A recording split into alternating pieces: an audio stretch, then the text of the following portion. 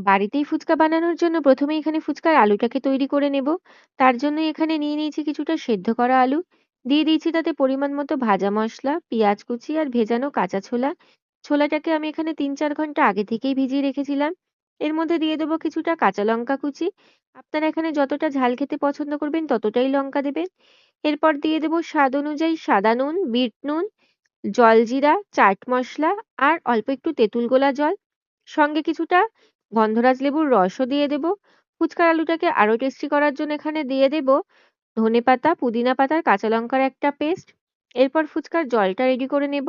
তার জন্য একটি বোলের মধ্যে কিছুটা তেঁতুল গোলা জল নিয়ে দিয়ে দিয়েছি সাদা জল, স্বাদ অনুযায়ী নুন, পরিমাণ মতো ভাজা মসলা, জলজিরা, একটু চাট মসলা আর সেই পুদিনা পাতা, ধনেপাতা, কাঁচা লঙ্কার পেস্ট।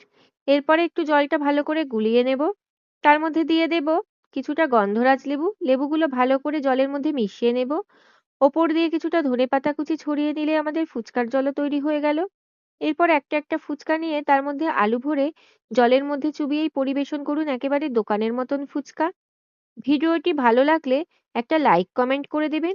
সঙ্গে সাবস্ক্রাইব করতে একদম ভুলবেন না। আর বাড়িতেও অবশ্যই এই স্ট্রিট ফুড ফুচকা বানিয়ে নেবেন।